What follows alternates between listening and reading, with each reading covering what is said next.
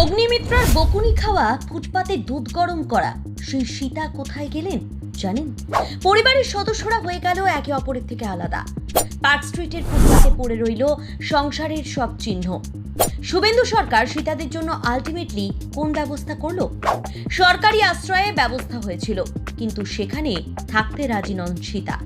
তাহলে ফুটপাত ছেড়ে এখন কোথায় পার্ক স্ট্রিটের সেই পরিবার?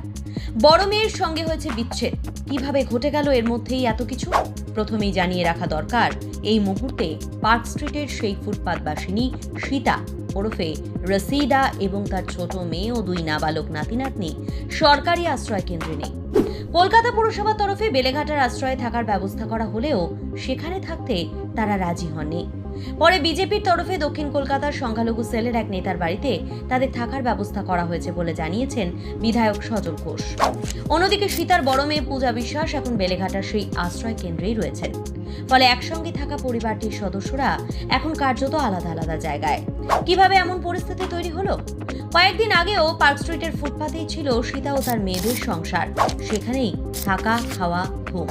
ফুটপাতে স্টোভ জ্বালিয়ে দুধ গরম করার একটি ভিডিও সামনে আসার পরই তাকে ঘিরে শুরু হয় ব্যাপক আলোচনা।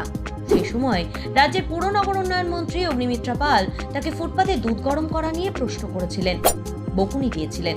পাশেই একটি শিশু হামাগুড়ি দিচ্ছিল।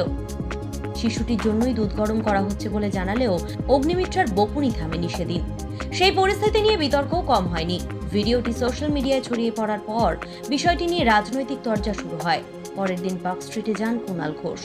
এরপর প্রাক্তন মুখ্যমন্ত্রী মমতা বন্দ্যোপাধ্যায়ও ওই ফুটপাতবাসিনীর পাশে থাকার কথা জানান।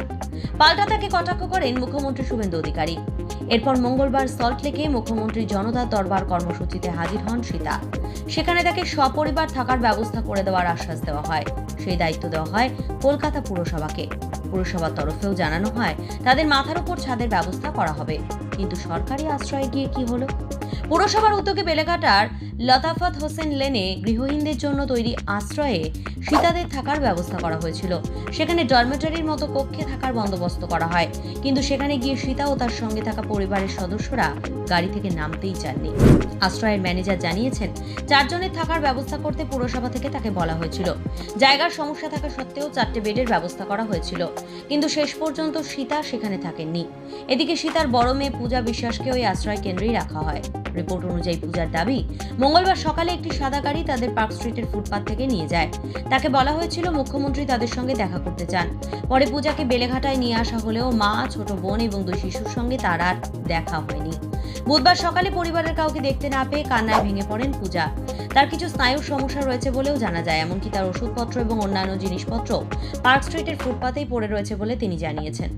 এরপর খোঁজ নিয়ে জানা যায়, সীতাদের প্রথমে রাজা রামমোহন সরণির পুরসভার আরও একটি আশ্রয় কেন্দ্রে নিয়ে যাওয়া হয়েছিল, কিন্তু সেখানেও বেশিক্ষণ থাকেননি তারা। কয়েক মিনিটের মধ্যেই সেখান থেকেও বেরিয়ে যান।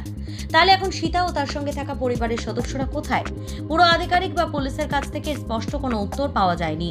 শেষ পর্যন্ত বিজেপি বিধায়ক সজল ঘোষ জানিয়েছেন তারা নিরাপদে রয়েছেন। তার দাবি, সরকারি আশ্রয় কেন্দ্রে থাকতে না চাওয়ার পর দলের তরফে দক্ষিণ কলকাতার সংখ্যালঘু সেলের এক নেতার বাড়িতে তাদের থাকার ব্যবস্থা করা হয়েছে। পাশাপাশি তাদের জন্য বাড়ির ব্যবস্থাও করা হচ্ছে বলে তিনি জানিয়েছেন। তবে এই পুরো ঘটনায় সবচেয়ে চোখে পড়ার মতো ছবি এখন পার্ক স্ট্রিটের সেই ফুটপাত। সেখানে এখনও পড়ে রয়েছে সীতাদের কেরোসিনের স্টোভ, বালিশ, বিছানাপত্র, ওষুধ। একটি সংসার যেন হঠাৎ করেই মানুষহীন হয়ে পড়েছে। একসময় একই জায়গায় থাকা পরিবারের সদস্যরা এখন ভিন্ন ভিন্ন জায়গায়। আর সীতার বর্তমান ঠিকানা নিয়েও তৈরি হয়েছে নতুন করে প্রশ্ন। Bureau report, live Bharat.